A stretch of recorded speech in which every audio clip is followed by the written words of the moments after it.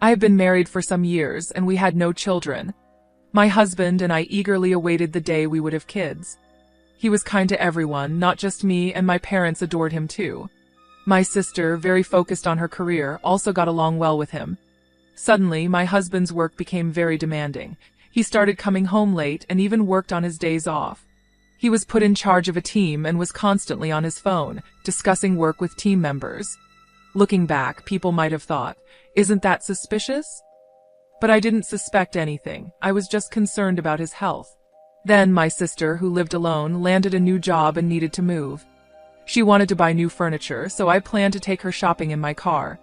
On the day we planned to go shopping, which was a Saturday, I got called into work by my boss. This was the only day off for my sister. Pondering what to do, I realized my husband also had the day off. Despite being busy, I decided to ask him to take my place. Understanding my predicament, he agreed, albeit awkwardly, saying, "It's a bit awkward to go out with your sister alone, but it's fine. My car is being repaired, so can I borrow yours?" Grateful for his help, I headed to my office to resolve the issue there. It was the first time my husband and my sister went out alone together. I wondered how they were doing and if they had found the right furniture. After settling the work issue, and as darkness fell, I took out my cell phone to invite my husband and sister for dinner. That's when I received a call from an unknown number.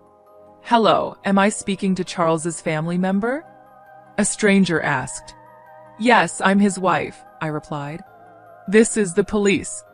Your husband has been in an accident," the man, who identified himself as a police officer, informed me. He explained that the car my husband was driving had been in an accident and that both he and his female passenger were unconscious. I don't remember exactly what I did when I heard the news, but I rushed to the hospital. At the emergency reception, I gave them my name and was taken to the ICU. Through the glass window, I could see my husband connected to various tubes and wrapped in bandages, which made me very anxious about his condition. My mother, who lived far away, arrived later, and we spent a worried night together. The police provided more details about the accident during this time. They said Charles had been driving on a road with clear visibility when a car ran a red light and hit him. The other driver was seriously injured and was also being treated at the same hospital. However, the driver said that Charles's car had been moving strangely before the accident. The police were investigating whether my husband had fallen asleep at the wheel. Within a few days, my husband and sister regained consciousness, and the doctors conducted some tests. My mother and I were called in to hear the results.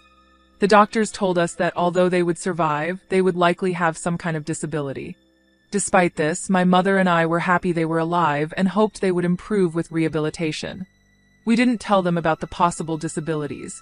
My mother and I only shared positive news and took care of them. My mother looked after my sister, and I took care of my husband. At first, my husband was in shock from the accident and felt unwell. He was also worried about the trouble he had caused for me, my mother, and my sister. But as time went by, my husband, who had always been kind to me, started to change. He became frustrated with his leg that didn't move easily, the hospital treatment, and the fact that he had to quit his job. All of this seemed to make him very irritable. Even though he couldn't control his frustration, I still went to the hospital every day because I understood how he felt and wanted to support him.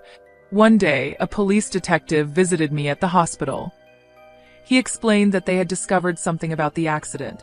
There had been a brake oil leak in my car, which was involved in the crash. This issue could have led to an accident at any time, possibly explaining why the car behaved strangely before the crash. The woman who collided with us was also in bad condition. Her mother came to apologize, and it was the first time I met her. After this, I noticed my husband's outbursts toward me increased. He resented my ability to move freely while he was immobile. He also seemed irritated when I could only visit briefly due to my work commitments. He began giving me orders and directing his frustrations at me. If I didn't meet his expectations, he threw things and complained about his hospital room, even objecting when I went out to get my own lunch. His demands became more unreasonable over time. I sympathized with his situation, but I had to work to support us financially and handle numerous responsibilities like liaising with the police and managing hospital communications. I barely had time to catch my breath. My husband's behavior became increasingly intolerable, and I felt trapped. My sister seemed to be struggling similarly, and my mother grew more exhausted by the day. I heard that my sister's demands on our mother, who wasn't employed, were becoming overwhelming as well. When I couldn't make it to the hospital, both my husband and sister seemed to have learned about the possibility of remaining paralyzed despite rehabilitation. Then there was the revelation about my car's brake oil leak. My sister said, "Hey, I heard your car was leaking oil. You were responsible for maintaining it. Now, I can't work or recover properly because of this. Mom seems upset, and your husband is in the same situation. You're now responsible for caring for both of us for the rest of your life," my sister accused, catching me off guard. I called my mother, who explained that my sister had been struggling mentally for a while. She also mentioned being too tired to go to the hospital. Despite this, I remained worried about my husband and went to see him at the hospital.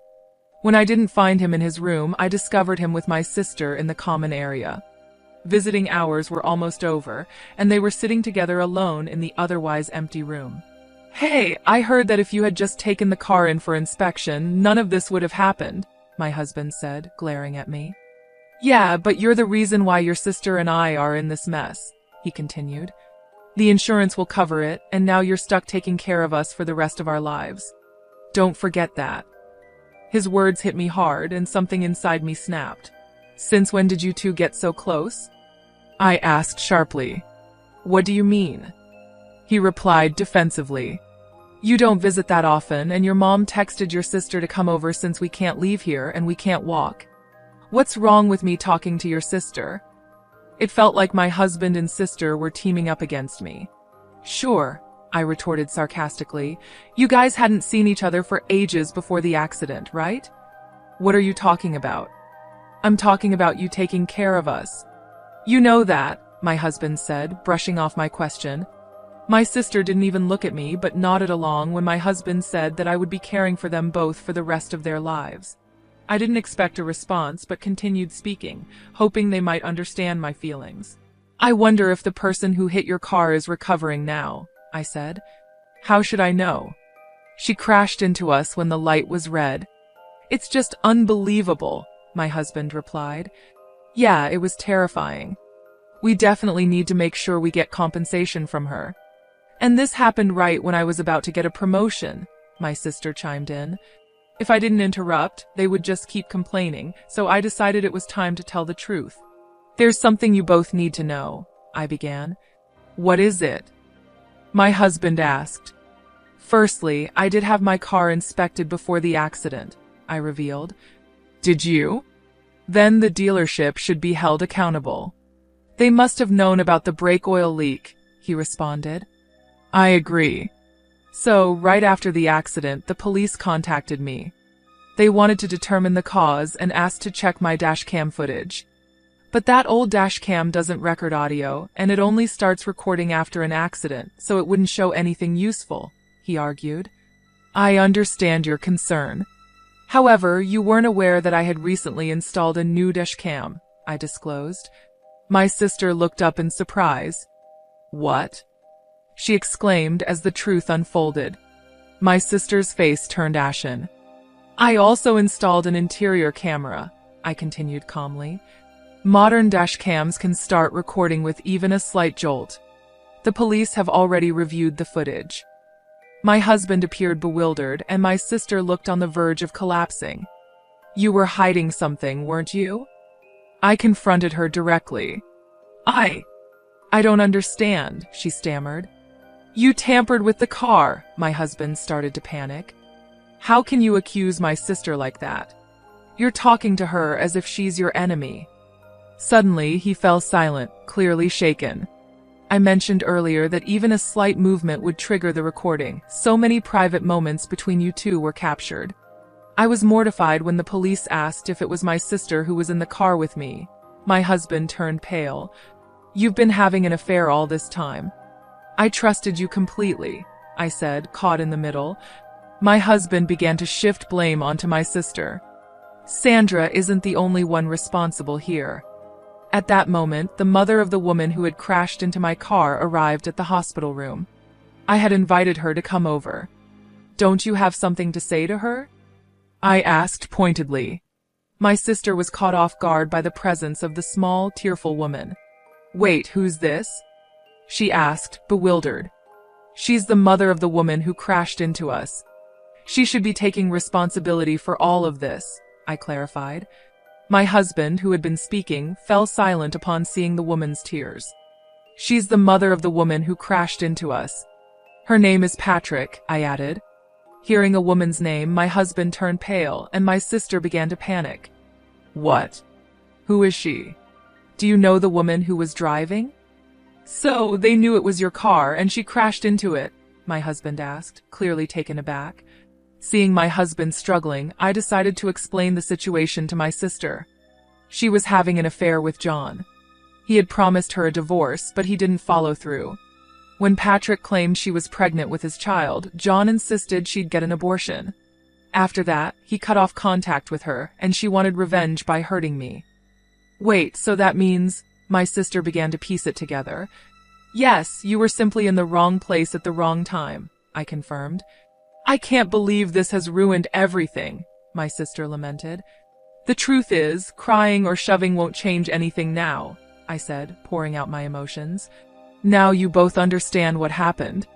You had an affair behind my back, and Sandra tried to harm me by tampering with the brake oil in my car, but she ended up in the accident herself. I'm the victim in all of this, I continued. I was willing to work things out and not divorce you if you showed remorse and came clean during your hospital stay, but you never indicated you were sorry. Instead, you treated me horribly. Remember how we drew up our divorce papers shortly after we got married? I never thought we'd use them, but I filed them today. So we're no longer married. Goodbye. Having said everything I needed to say, I left the dark and quiet hospital feeling a sense of liberation from the resentment that had been bottled up inside me. However, my mother was deeply shocked when she learned the truth. She not only grappled with my sister's infidelity, but also with the responsibility of caring for her physically disabled daughter alone. I ended all ties with John and Sandra, but I couldn't abandon my mother to handle everything on her own.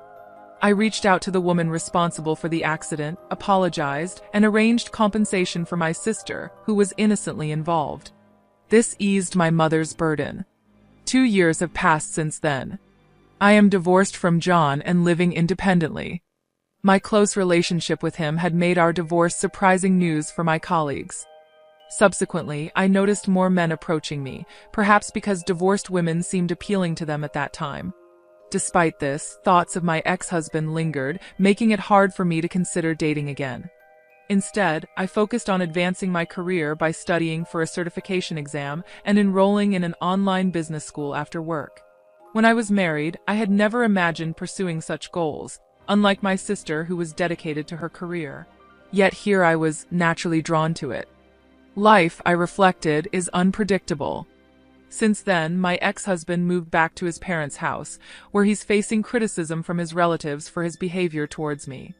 His mental state has deteriorated, and there have been reports of violent outbursts causing trouble for those around him. Meanwhile, my sister also returned home but struggled with mental illness, displaying self-centered behavior.